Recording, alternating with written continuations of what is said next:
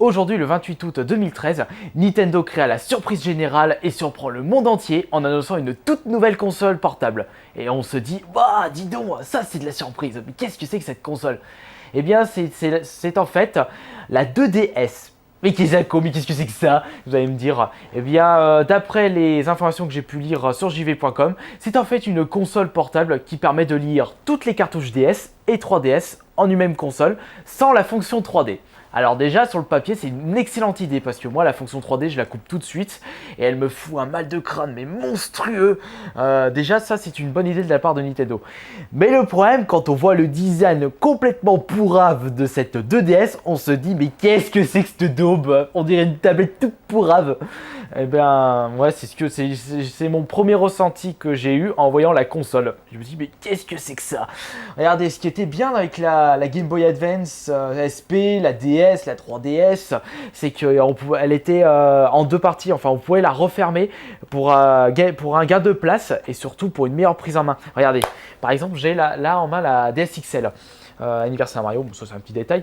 Et quand on l'ouvre, je trouve que la prise en main, même malgré le fait que la console est assez grosse, eh bien je trouve que la prise en main est superbe. Alors que quand je vois les images de cette 2DS, quand j'ai vu que le bouton R et L vont se positionner ici et ici, et le bouton joystick là, ouh, la prise en main de daube.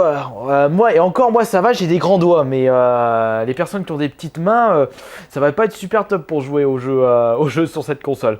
Et en plus, l'accro-directionnel qui est en dessous et le joystick qui est au-dessus.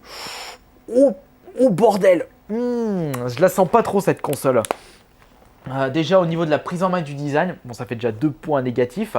Ensuite au niveau, on connaît pas grand chose cette console. On connaît le prix par contre, 130 $ aux États-Unis, donc ça fait 130 € chez nous.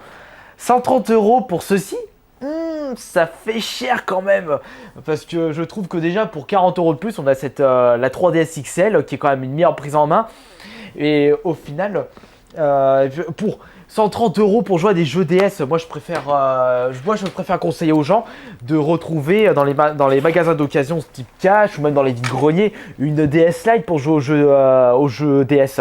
Regardez, un design top, solide, mis à part les charnières, mais au niveau de l'écran, je vais en revenir après. Solide, superbe prise en main. Je trouve que déjà au niveau de la prise en main ça me choque beaucoup et en plus le prix c'est pas super convaincant on va dire. Après au niveau de la solidité, étant donné qu'il n'y a plus cette fonction capot qui se referme en deux, du coup il n'y a plus ces charnières, du coup je pense que du coup cette console va être plus solide au niveau général on va dire. Mais au final comme l'écran ne sera pas si protégé que ça, parce que ce qui était bien avec les DS Game Boy Advance SP, eh bien on pouvait refermer la DS quand on a fini de jouer, du coup ça protège l'écran. Et bien là l'écran ne sera pas protégé. Nintendo a décidé de fournir une petite sacoche pour protéger la console. Bon, je me demande combien de personnes vont vraiment utiliser cette sacoche pour protéger leur console. Donc au final, je suis vraiment pas convaincu de cette console. Un design complètement pourri, un prix assez exorbitant pour ce qu'elle propose. Et une prise en main vraiment complètement pourrave. C'est surtout ça qui me choque. Alors, on croirait une grosse blague le 1er avril de chez Nintendo, mais malheureusement, le 1er avril c'est passé depuis longtemps. Donc moi ce que je pense sur cette console c'est qu'elle va bider mais vraiment sévère. Après je suis pas devin mais moi c'est mon avis personnel. Moi je l'achèterai pas 130 €. Au pire 50 €, pourquoi pas pour la collection.